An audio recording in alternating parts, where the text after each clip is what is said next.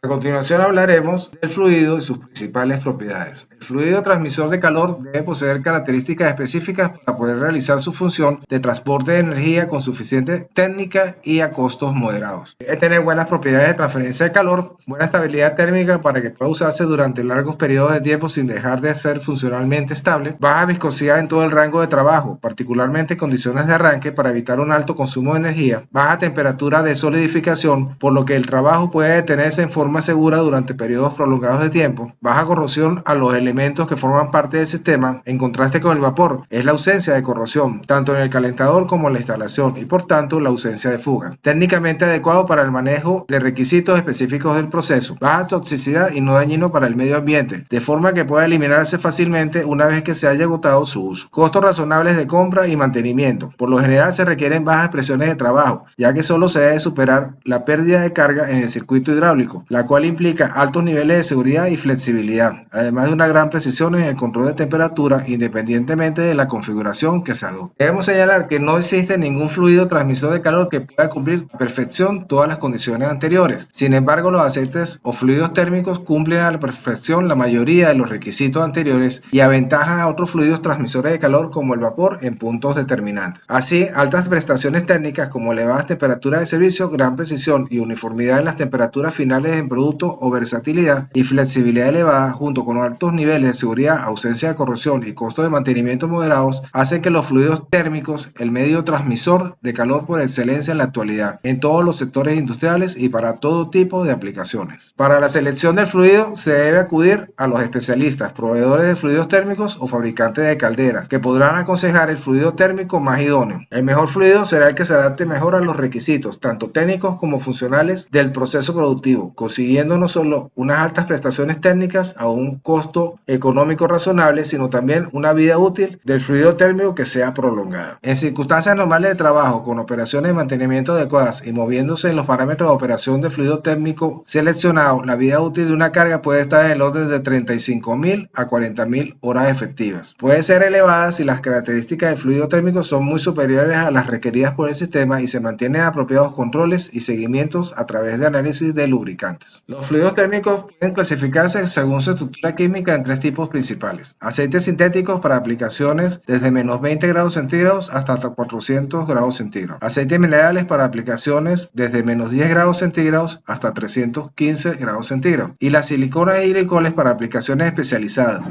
que requieran compatibilidad de proceso o producto en caso de que se produzca una fuga del intercambiador de calor. Podemos diferenciar los aceites térmicos según el tipo de sistema en el cual se utilizan. Se pueden clasificar en tres tipos de sistemas: sistemas de fase líquida no presurizado, sistemas de fase líquida presurizado y sistemas de fase de vapor de presión o de circulación natural presurizados. Los sistemas de fase no presurizada son sencillos de diseñar y operan normalmente por debajo de los 300 grados centígrados. Los aceites minerales y los sintéticos pueden utilizarse con este tipo de sistema. El depósito de expansión no necesita tener gas inerte, y para reducir la probabilidad de oxidación del fluido se diseña el tanque de expansión para asegurar que el fluido esté por debajo de temperaturas del orden de 150 grados centígrados. Esto con el fin de evitar oxidación prematura del fluido que acorta su vida útil. Los sistemas de fase líquida presurizada utilizan aceites minerales y sintéticos y son similares en diseño a los sistemas no presurizados, excepto que se aplica gas inerte a través del tanque de expansión cuando la temperatura de funcionamiento requerida del fluido térmico está por encima de su intervalo de ebullición. El gas inerte, bajo presión, normalmente nitrógeno, permite eliminar la presencia de oxígeno y mantiene el fluido térmico siempre en fase líquida. El gas inerte también actúa como un amortiguador en el tanque de expansión, eliminando cualquier posibilidad de oxidación del fluido. Los sistemas de fase vapor son sistemas que permiten solamente utilizar fluidos sintéticos, tales como óxido de difenilo o fluidos tipo bifenilo. Permite operar con rangos de temperatura mucho más elevadas, pero debe valorarse el costo y su complejidad. Debemos considerar para la selección de fluido su estabilidad térmica, su eficiencia térmica, la eficiencia de transferencia de calor, la temperatura mínima de operación y el medio ambiente relacionado con el costo económico. La estabilidad térmica determina la máxima temperatura de funcionamiento, mide la capacidad de un fluido para soportar el estrés, y la temperatura máxima de funcionamiento es la temperatura máxima que el fabricante de fluido recomienda pueda usarse en uso continuo y aún así mantener su estabilidad térmica en niveles aceptables. No considera tensiones operativas tales como fallos mecánicos, defectos de diseño, oxidación, siendo por lo tanto los datos generados útiles solo a efectos comparativos. La tasa de degradación del fluido fluido está estrechamente relacionada a la temperatura y la formación de sus productos de degradación, coquixación y suciedad, dificultades mecánicas y disminución de la eficiencia de la transferencia de calor. Los fluidos minerales tienen una temperatura máxima recomendada de 270 grados centígrados a 315. Por su parte, los fluidos sintéticos y aromáticos son recomendados para temperaturas entre 315 grados centígrados y 400 grados centígrados. Debemos considerar asimismo la eficiencia de transferencia de calor del fluido. Una mayor eficiencia de transferencia no representa en la mayoría de los casos un ahorro económico de combustible, sino un tiempo menor de obtención de objetivos energéticos de nuestro proceso. Las comparaciones de eficiencia de transferencia de calor entre distintos fluidos se hacen utilizando coeficientes de transferencia de calor. A una temperatura dada, los coeficientes de transferencia de calor de los diferentes tipos de fluidos pueden diferir en un 25%. Dependiendo de factores como resistencia térmica, un fluido con una ventaja considerable de coeficiente de transferencia de calor puede permitir una reducción en el dimensionamiento del equipo del sistema. Por su parte, los fluidos térmicos sintéticos tienen una ventaja significativa en eficiencia de transferencia de calor sobre los equivalentes minerales. El coeficiente de transferencia se calcula usando las propiedades de suministro de fábrica del fluido térmico. A medida que se usa, puede tener un coeficiente menor debido a cambios de viscosidad del fluido y la presencia de subproductos de degradación de fluidos menos eficientes. La estabilidad térmica de un fluido juega un papel importante en el mantenimiento de su eficiencia térmica a lo largo del tiempo. Debemos considerar también que el fluido debe trabajar en condiciones de baja temperatura. La mayoría de los aceites térmicos minerales y sintéticos tienen valores de arranque hasta un rango de menos 20 a menos 5 grados centígrados y los fluidos sintéticos aromáticos como los óxidos de difenilo o los de tipo bifenilo tienen valores de 5 grados centígrados a 15 como temperaturas mínimas de bombeo. Los procesos que utilizan un fluido térmico que potencialmente puedan tener problemas de arranque en frío necesitan en sus instalaciones tuberías con trazado de aporte de calor, bien sea provisto a través de vapor o por resistencias eléctricas. Por regla general, los fluidos térmicos no representan un riesgo importante para la salud cuando se utilizan de acuerdo con prácticas de manipulación correctas. Dentro de los criterios de costo económico se debe incluir los costos de mantenimiento, reposición, etcétera, que requieren programas de análisis periódicos de muestras tanto en frecuencia como en parámetros evaluados, que permitirán obtener información sobre el estado de la carga actual del fluido térmico y minimizar paradas de mantenimiento o sobrecostes por ineficiencia energética por degradación. ¿Cuál es el fluido más conveniente? Todos los fluidos ofrecen ventaja. Los sintéticos nos permiten utilizarlos debido a su mayor eficiencia en transferencia de calor y su estabilidad a altas temperaturas. Por su parte, los minerales tienen un costo inferior y ventajas ambientales. Se acentúan casos en los cuales por requisitos técnicos se obliga necesariamente a escoger un determinado tipo de aceite térmico, por ejemplo, en el servicio a temperaturas superiores a 300 grados centígrados y la compatibilidad con el producto en caso de fugas. Un criterio importante a evaluar en el caso del fluido térmico y su mantenimiento del sistema es la degradación del mismo. Una degradación de la carga implica una disminución de la capacidad de transferencia de calor. Las paradas en el equipo por averías o mantenimiento correctivo más frecuentes deben realizarse con fluidos térmicos en mal estado que impiden una producción satisfactoria y regular. Las averías y mantenimiento más frecuentes son limpieza de filtros, reposición parcial del fluido, paradas por fallos en la circulación del fluido o por alta temperatura o por presencia de humos. Adicionalmente, se debe sumar la disminución en la seguridad del equipo que puede representar una carga de fluido en mal estado. Los modos de degradación de fluidos térmicos se citan a continuación. El primero de ellos es contaminación externa debido a la presencia de lluvia o polvo, o interna a través de fugas o desgaste de componentes. El otro modo de falla de degradación de fluidos térmicos es la oxidación, que es el producto de la reacción del fluido caliente con el oxígeno del aire. Al principio el fluido se oscurece y se espesa, y si no se atiende causará formación de lodos y acumulación de residuos ácidos en áreas de bajo flujo o de baja alteración, como el fondo de los depósitos o los tanques de expansión. Finalmente, la disociación térmica, que ocurre cuando las moléculas de fluido reciben más de energía térmica de la que pueden absorber y transportar. Esto es lo que se conoce como craqueo catalítico. Finalmente, la disminución de la capacidad de transferencia de calor implica también que el fluido térmico no refrigera correctamente los tubos de serpentines y la aparición de puntos de sobrecalentamiento dará paso a poros en dichos serpentines, con riesgos de incendio si consideramos que una de las propiedades que disminuye en un fluido térmico degradado es el punto de inflamación. Es imprescindible fijar rutinas de mantenimiento para vigilar el estado de la carga del fluido y su evolución, evitando su degradación y permitiendo la correcta percepción del funcionamiento de la instalación.